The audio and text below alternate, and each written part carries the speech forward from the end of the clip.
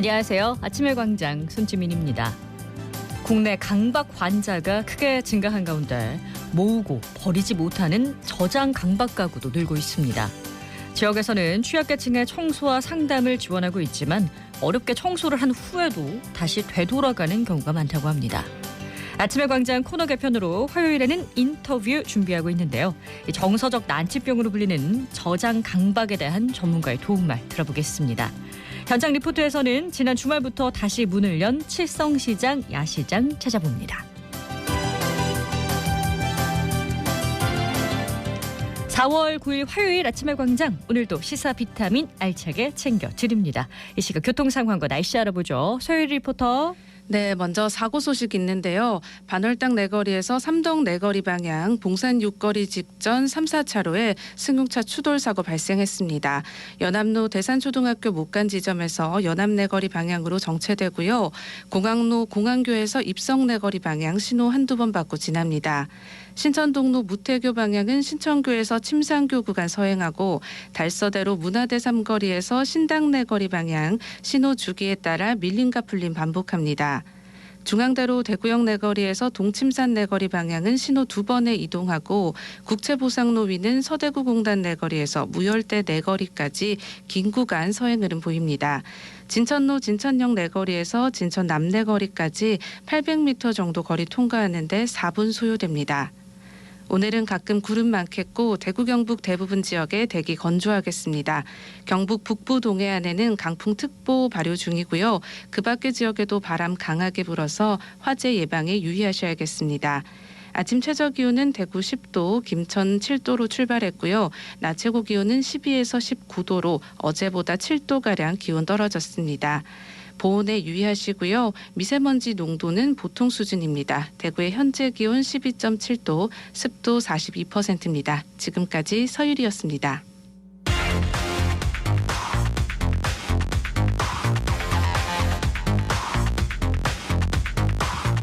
빠르고 정확하게, 명쾌하고 날카롭게 대구 경북의 오늘을 보는 KBS 대구 아침의 광장과 함께하고 계십니다.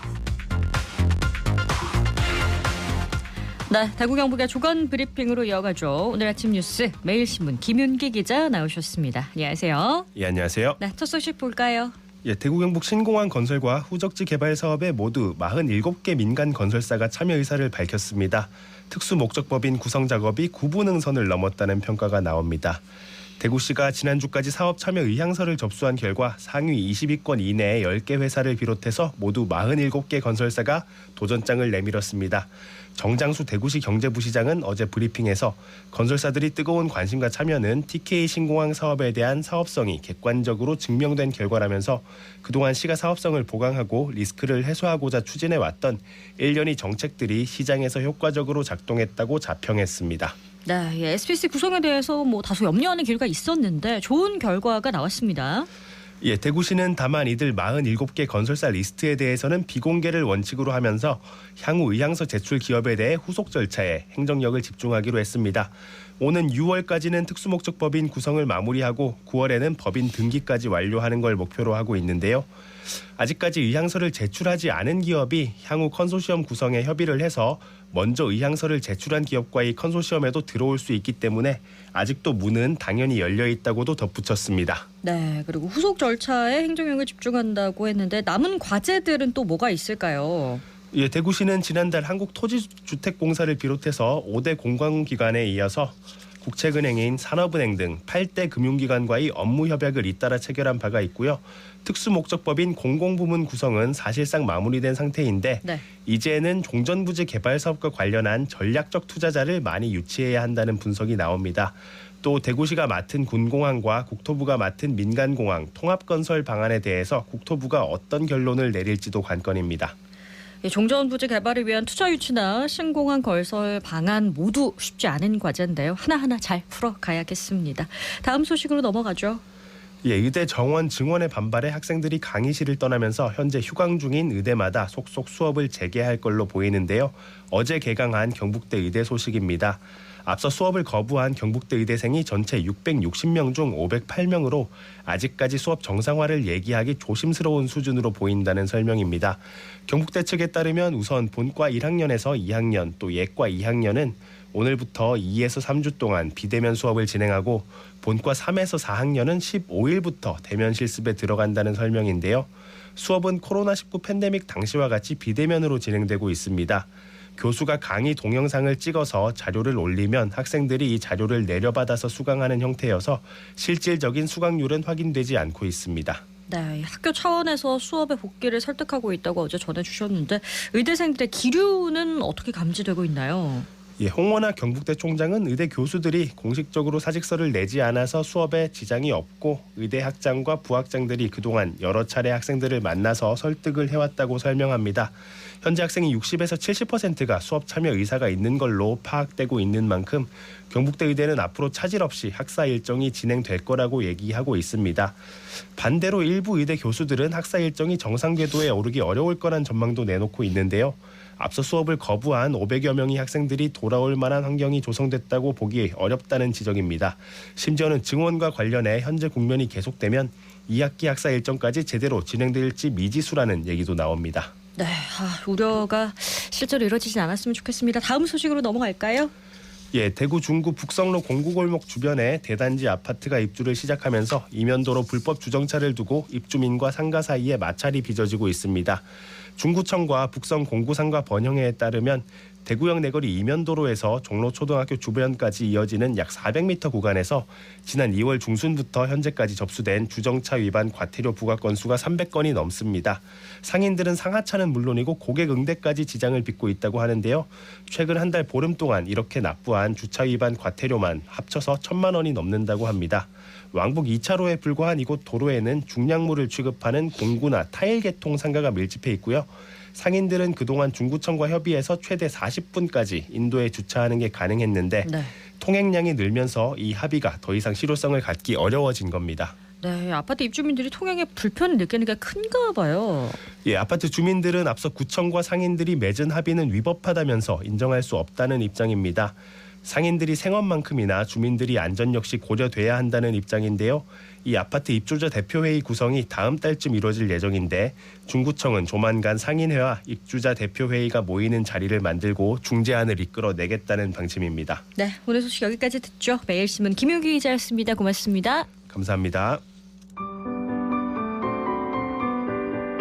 저는 주차타워를 운영하고 있는 이기태입니다. 하신 지 한 8개월 정도 되세요. 여기는 시내 중심가라서 실제적으로 젊은 층들이 많이 주차하러 와요. 나이 든 분보다. 그리고 차들이 다 외제차가 거의 80% 이상이에요. 그러다 보니까 주차타워가 총 140대 들어가고 지상이 한 40대 들어가는데 거의 주차타워는 잘 안 들어가려고 하죠. 다 들어갈 수 있는데 저기 지상으로 주차를 요구할 때가 많아요. 그러면 저기 딱 5분 10분만 되면 다 차버려요. 우리는 주차타워로 인수를 하죠. 인수하면은 거기서 약간 트러블이 생겨. 실질적으로. 그래도 입 꾹 다물고 다 인수를 진실하게 친절하게 합니다. 저쪽으로 가십시오. 저쪽으로 가라. 그래 하는데 하다 보면은 덥고 추울 때가 여기 지금 작년도 얼마나 추웠습니까? 춥고 여름엔 또 얼마나 더운지 몰라. 이 땅 자체가. 여기 시내 중심과 대벽 앞에 있는데 이 골목에 어떻게 찾아오는지도 몰라. 그런데 하루에 한 250대가 돌아요. 그렇다 보니 젊은 친구 뭐든 나이 들은 사람하고 막 이래 뒤죽박죽 돼갖고 이리 인수를 하면 이리 안 가고 저 되겠다 하는 사람도 있고 잘 친절하게 하여간 주차타워를 운행하고 있습니다. 좋은 점은 이제 춥고 더울 때 바깥에서 지휘를 하다 보면은 아이스 커피나 뭐 이런 걸 사주는 사람도 있어요. 고맙다고. 아니 고마운 거 없는데 우리 의무를 다 하는데도 자기는 참 고맙다 하고 또 차에 가서 먹을 걸 갖고 와요. 그때가 참 보람나게 느끼죠. 바라는 거 없고 뭐 서로 뭐 친절하게 이래 했으면 좋겠고 시민들도 하여간 예의를 지켜주시면 좋겠어요.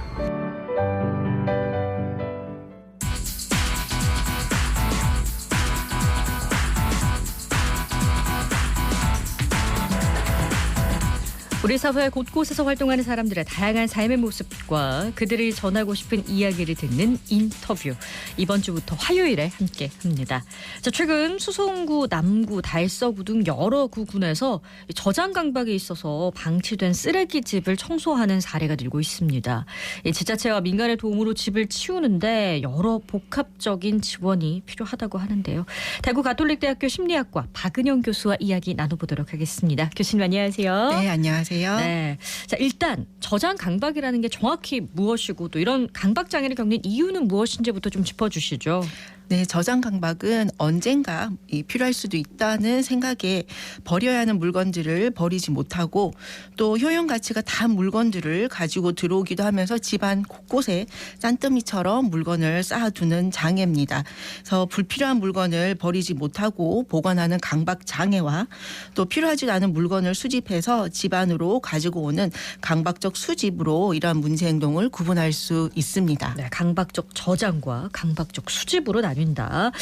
그럼 이런 저장 장애가 왜 생기는가에 대해서는 아마 원인이 여러 가지일 것 같기는 해요. 네, 맞습니다. 우선 물건에 지나치게 애정을 느끼고 자신의 일부다, 연장이다라고 느낍니다. 네. 어린아이들이 성장하면서 엄마를 대신할 수 있는 물건들, 우리가 전이 대상이라고 하는데 이런 물건들의 과도한 정서적인 애착을 느끼면서 물건을 전이 대상으로 삼는 것입니다. 그리고 물건 하나하나에 지나치게 많은 의미를 부여하면서 과거의 중요한 사건들을 떠올리게 하는 회상물로도 여깁니다. 보통 옷장을 정리하려고 들어갔다가도 옷 하나씩 꺼내보면서 옛날 일들 생각하면서 네. 결국은 시간 보내고 옷은 하나도 못 버리는 그런 거라고 볼 수 있고요. 또 어떤 학자들은 저장장애 환자들은 이게 뭔가를 정보를 처리하는데 결함이 있다라고 보기도 합니다. 그러니까는 결정을 내리지 못하는 우유부단함 그리고 자신이 뭔가를 제대로 기억하지 못할까 봐 그 어떤 정보를 담아두는 그 여러 가지 물건들 신문지나 헌 책을 무조건 모아둬야 된다고 생각하기도 합니다. 물론 이 진단을 받으려면 이러한 문제 행동들이 굉장히 지나쳐야 되고 사람이 편하게 지낼 수 있는 공간에서 원래의 제 기능을 할 수 없을 정도로 굉장히 큰 피해가 있어야 되고 특히 제3자가 개입을 해서 물건을 치우지 않고서는 도저히 물건을 치우지 못하고 네. 또 사회적으로 직업적으로 여러 가지 기능을 수행을 하고 또 다른 사람들의 안전한 환경을 해치는 데까지도 이 어려움들이 발생할 때 진단을 내릴 수 있습니다. 네, 뭐 진단을 받으려면 상당히 심각한 수준이어야 되는 것 같긴 한데 이 저장 강박 환자의 수를 정확하게 추정하기는 좀 힘들 것 같다는 생각이 듭니다만 그럼에도 불구하고 이게 늘고 있다라고 보는 근거가 있다면요? 예, 이 저장 장애는 일단은 2013년도 미국 정신의학회에서 새로운 이 정신과 편람을 개정하면서 강박 장애 내에 범주로 포함시켜서 소개를 했습니다. 우리나라에서는 저장 장애만을 특정해서 어떤 뭐 통계의 수치가 나온 건 없지만 네. 강박 장애 안에 묶어서 집계를 하고 있는 걸로 찾아봤습니다. 국민건강보험공단에 따르면 이 저장 장애를 포함하는 강박 및 관련 장애 환자 수는 2022년 4만 42명으로 4년 사이에 이제 2%나 증가를 했고요. 42%요. 네. 그리고 지난해 상반기까지 집계된 환자 수만 벌써 32,363명에 달합니다. 그리고 이 계속해서 관련 장애로 병원을 찾는 환자들 수는 계속해서 늘어나고 있고요. 그럼 우리 지역은 어떤가요? 예, 대구 지역은 강박장애 환자 수가 이제 작년 상반기에만 2,300여 명으로 집계됐고 아마 병원을 찾지 않는 환자의 수는 더 많을 걸로 추정이 됩니다. 아마 강박장애 수가 늘어난 거는 네. 코로나를 통해서 많은 분들이 이제 질병, 오염, 병균에 대한 불안 때문에 많이 시달렸고요. 네. 또 이 당시 청결을 유지하는 데 필요한 많은 용품들이 팔렸습니다. 물론 이게 저장장애의 특정한 원인이라고 보긴 어렵지만 강박장애 환자가 늘어난 데는 분명히 상당한 영향을 주었을 것 같습니다. 근데 청결 집착이랑 강박 장애는 약간 어울리지 않는 개념이긴 하지만 그럼에도 불구하고 영향은 분명히 줬을 것이다 이렇게 분석이 되고 있군요. 자, 실제적인 사례를 좀 찾아보면 지난 2월에 남구에서 운전하고 있던 청년을 찾아서 방을 가득 채웠던 쓰레기 무려 9톤을 치운 사례가 있었습니다. 이 사회적인 고립과 은둔, 저장 강박 이런 게 어떤 연관이 있다고 보면 될까요? 예, 저장 강박이 있는 환자분들이 모두 또는 무조건 은둔은 외톨이 또는 사회적으로 고립이 된다고 보기는 어렵겠죠. 네. 다만 앞서서 말씀드린 것처럼 이들의 어떤 애착이나 인지적인 특성들을 보면 굉장히 우유부단하고 어떤 물건이나 상황을 분류할 때 매우 이렇게 세밀하게 하고 예. 또 자신들이 어떤 실수를 할까 봐 굉장히 걱정을 많이 해요. 네. 그리고 다른 사람들의 감정에는 좀 둔한 편이면서 사람보다는 물건에 더 많이 가치를 두고 애착을 느껴요. 그러니까 이런 특성들이 결국은 사람들과 어울리고 만나고 관계를 유지하는데 어려움으로 많이 작용을 할 수 있을 것 같고요. 또 때때로는 사람들과의 관계가 단절된 상태에서 동물을 이렇게 집착하고 모으는 분들도 계시는데 물건보다 동물을 모으는 사람들이 보다 더 심각한 이런 저장 강박이 있는 환자다라고 알려져 있습니다. 아마 그 위생적인 부분 때문에 더 맞습니다. 심각하게 보여질 네. 것 같아요. 이 아까 제가 사례를 말씀드렸는데 구군 얘기를 들어보면은 집을 치우기 위해서 그 집 주인이라고 할 수 있겠죠. 그분을 설득하는 과정이 굉장히 어렵대요. 그렇죠. 진단 기준에도 명확하게 기재가 되어 있는 것처럼 제3자가 개입을 했을 때만 가정 내에 이렇게 싼더미처럼 쌓여있는 물건들이 정리되고 치워집니다. 본인은 물건 하나하나가 그 애정이 담긴 물건이기 때문에 네. 직접 본인의 손으로 치우지는 못하죠. 그래서 치우려고 하는 과정에서 굉장히 많은 실갱이가 벌어지는데 대부분의 가족들이 버리라고 강요하면 물건 귀한 줄 모른다. 언젠가는 쓰인다. 내 자식 같은 물건을 어떻게 버리라고 하느냐 등이라고 오히려 화를 내면서 갈등이 커지고 결국 가족들은 떠나버리게 됩니다. 아, 이게 가족 사이의 갈등으로까지 번질 수가 있다고 하니까 참 심각해 보이는데 이 저장 강박이요. 정서적인 난치병이라고들 부르더라고요. 근본적인 치료를 하면 어떻게 해야 할까요? 예, 이 저장 장애는 약물 치료 그리고 인지행동 치료를 주로 병행하면서 치료를 하고 있습니다. 강박 장애에 주로 처방이 되는 사망계 항우울제나 선택적 세로토닌 재흡수 억제제와 같은 항우울제가 이렇게 강박적으로 수집하는 증상을 완화하는 데 도움을 준다고 하고요. 인지행동 치료에서는 왜 이분이 이렇게 물건들을 수집하는지 그 이유를 찾고 스스로 이 이유를 좀 인식할 수 있도록 합니다. 그리고 이와 동시에 수집한 물건들의 실질적인 어떤 가치와 유용성을 근거로 정리하는 방법들을 가르치고 이 과정에서 보관할 것, 버릴 것들을 명료하게 결정을 할 수 있는 좀 결단력을 이제 향상시키는 것을 중요하게 생각합니다. 그렇지만 본인 스스로 문제가 있다고 느끼지 않기 때문에 치료를 이제 가족들의 성화에 못 이겨서 치료받으러 왔다가 끝까지 치료에 참여하는 경우도 매우 드물다. 네. 특히 잘 알고 계시겠지만 심리치료는 이 치료자와 환자 간의 어떤 정서적인 관계를 기반으로 이루어져야 되는데 이분들이 굉장히 자기 중심적이고 다른 사람들의 조언에는 귀를 기울이지 않기 때문에 관계를 만드는 것 자체가 치료자들에게는 큰 과제입니다. 특히 뭐 다른 사람들의 감정에는 매우 둔합니다. 그래서 이웃들이 항의를 하더라도 대수롭지 않게 생각할 수 있고 가족들과 어떤 뭐 소통이나 어떤 관계가 유지되지 않는다면 해당 구군에서 지속적으로 모니터링을 하고 어떤 법적인 근거를 가지고 개입을 해야 될 필요성이 있습니다. 네, 이게 가족 갈등으로까지 번질 수가 있기 때문에 좀 구군에서 해결을 해주는 게 좀 바람직한 방향이 아닐까라는 생각이 드는데요. 우리 지역은 어떤 식으로 좀 지원을 하고 있는지 실태를 좀 살펴볼까요? 네, 다행히도 대구광역시의 경우 9개의 구군 중에서 중구, 북구, 수성구, 남구, 달서구가 관련된 조례를 제정했습니다. 법적 근거라고 할 수 있는 조례와 함께 필요한 것은 얼마나 많은 분들이 이렇게 심각한 상태에 이르르는지를 조사할 필요가 있고 또 예산 확보가 중요할 것 같아요. 이 조례는 주로 기초수급자, 취약 계층을 대상으로 하고 있습니다. 특히 대구 지역은 지금 민관이 함께 문제를 해결하고 있는 걸로 되어 있는데요. 달서구에서는 자활 기업이 청소에 참여를 하고 있고 있고 또 남구 수성구에서는 지역사회보장협의체가 도움을 주고 있습니다. 물론 이 지자체에서도 이렇게 힘을 써야 되겠지만 네. 중앙정부에서도 취약계층의 마음 돌봄 사업과 관련해서 이런 장애가 전국에 얼마나 많은지 좀 관심을 기울여야 될 것 같고 또 치료를 할 수 있는 인력 확보 여러 가지 재정적인 부분에 지원이 필요하다는 목소리가 높아지고 있습니다. 그렇습니다. 일단 중앙정부 차원에서 현황을 좀 정확하게 파악하는 게 급선무지 않을까라는 생각이 드는데요. 자, 제가 또 궁금한 게 많은 분들이 또 내가 저장 강박 아닌가라는 의문 가실 수도 있는데 이거 체크해보거나 예방 차원에서 할 수 있는 방법이 있을까요?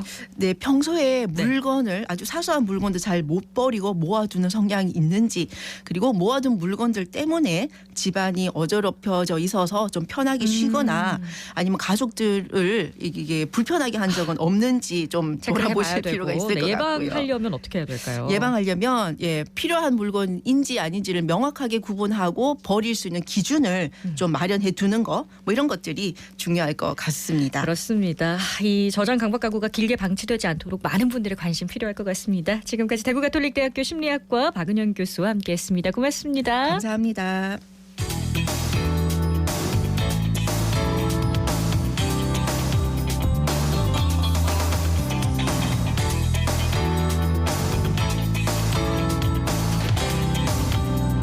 네, 대구의 대표 야간 관광 명소죠. 서문 칠성 야시장이 다시 문을 열었습니다. 배현 리포터가 다녀왔다고요? 네, 저는 겨울 휴장을 끝내고 지난 5일 개장한 서문야시장과 칠성야시장에 다녀왔습니다.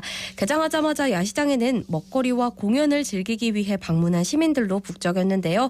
연인, 친구, 가족 단위의 시민들은 물론이고 관광객, 외국인, 회사 모임까지 다양한 시민들이 야시장을 찾았습니다. 개장한 야시장 현장을 전해드립니다. 맛있는 닭꼬치 나왔습니다. 감사합니다. 좋은 하루 되세요.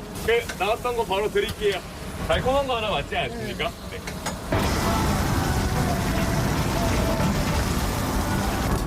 육전 곱빼기 나왔습니다. 이거 맞죠? 네. 감사합니다. 칠성시장 야시장 막창집입니다. 저희들은 원래 처음인데 여기 작년에 와보고 수익성이나 분위기 이런 게 좋아가지고 원래 신청하게 됐습니다. 검토를 저희들이 처음 하니까 좀 바빴고 근데 뭐 시민들도 많이 이제 홍도 하시는 것 같고 점점 뭐 손님도 안 많겠습니까? 라는 생각을 하고 있습니다. 목표는 저희들이 이게 일주일만 하고 하는 게 아니고 10월 말까지 하니까 일단 저희들은 청결하고 맛있게 내면 다시 이제 그 손님들이 다시 이 동네 사람들이 다시 오고 그럼 저희들은 뭐 생각하는 판매액이나 이런 게 정대가 안 되겠나 싶어가 열심히 하고 있습니다. 바라는 거는 무대에 가수나 뭐 오는데 다양한 행사를 좀 해가지고 젊은 층들이 많이 오게끔 그래 줬으면 참 좋겠다는 생각이 듭니다. 칠성야시장에서 닭꼬치를 판매하고 있는 윤기영입니다. 이제 4개월 정도 쉬고 이제 다시 시작해서 너무 신나요. 다시 장사 너무 좋아해서 이제 너무 신나고 이제 또 사람들 단골들 보서 너무 좀 반갑기도 하고 좋습니다.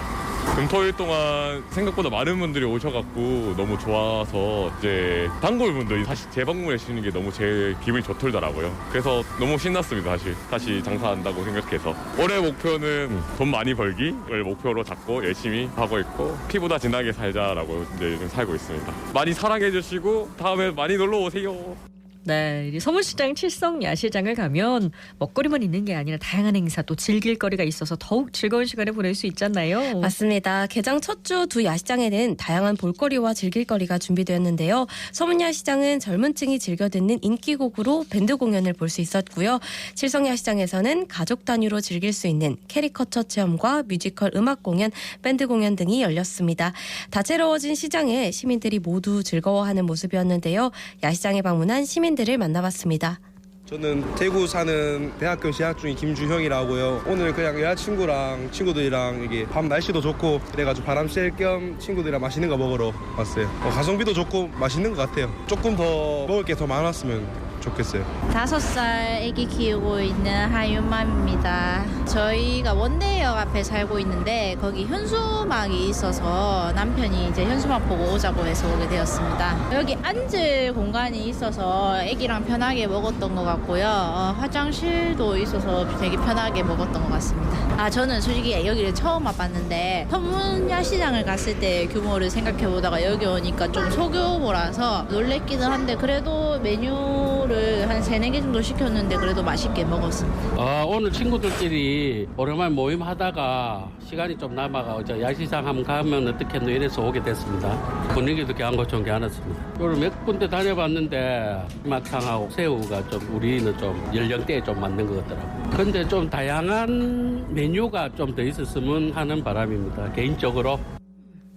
네, 앞으로 더 많은 시민들이 방문할 것 같은데 전국 대표 야시장의 명성을 오래 이어가면 좋겠습니다. 맞습니다. 두 야시장은 지난해 137만 명이 다녀갔고 2023년 대한민국 반반곡곡 100선에 선정될 만큼 지역뿐만 아니라 전국 대표 야간 명소로 자리매김하고 있는데요. 더 나은 시장 환경을 만들기 위해서 서문야시장은 야외 무대와 매대를 보수했고 칠성야시장은 신천 친수공간을 활용한 경관 디자인 사업을 진행하고 있습니다. 전통시장 상인회장의 이야기 들어보시죠. 안녕하십니까. 저는 대구 서문시장 연합회 회장과 동산상가 번영회장을 겸직하고 있는 박종호입니다. 서문시장 야시장은 지난 1월부터 4월 4일까지 4개월간의 휴장을 통해서 재정비를 마치고 지난 4월 5일 금요일을 시작으로 매주 금요일, 토요일은 저녁 7시부터 11시 반까지 그리고 일요일은 7시부터 10시 반까지 운영을 합니다. 서문야시장은 우수한 야시장 셀러 선정을 위해서 1차적으로 이제 서류 심사를 하였고 2차 품평회와 인성 면접 등을 통해서 음식 매대 24개 매대와 푸드트럭 3대를 선발해서 야시장 규모를 지금 확장을 했고 젊은 층과 외지 관광객에 초점을 맞춰서 특화 관광 상품과 메뉴 개발로 하풀 관광지 역할을 할 수 있도록 그렇게 운영할 계획입니다. 그리고 야시장 경관 개선을 위해서 노후화된 층사 토론 교체 작업을 했고 상설 공연 무대장에 조명을 설치를 하고 거기에 버스킹 공연과 전문 가요제 등을 통해서 다양한 먹거리 볼거리를 이용객에게 제공함으로써 야시장이 더 활기차도록 노력을 하겠습니다. 낮에는 이런 상가에서 좋은 물건을 쇼핑을 하시고 밤에는 새로 개장한 서문 야시장에서 많은 지인분들과 함께 찾아오셔서 전통시장의 야간 정취도 느끼고 그렇게 즐거운 시간을 보낼 수 있도록 했으면 좋겠습니다. 서문야시장은 12월 말까지 금, 토, 일 주 3회 운영되고요. 칠성야시장은 10월까지 화수를 제외한 주 5일 운영됩니다. 네, 서문야시장과 칠성야시장 많은 분들이 찾아주셨으면 좋겠네요. 배아연 리포터 잘 들었습니다. 고맙습니다. 네, 고맙습니다. 네, 요즘 산불 재난 경보 문자 받으시는 분들 많을 텐데요. 연일 건조한 날씨가 이어지고 있습니다. 화재 예방에 조금 더 신경 써주시기 바랍니다. 4월 9일 아침에 광장이 준비한 소식은 여기까지입니다. 오늘도 함께해 주셔서 고맙습니다.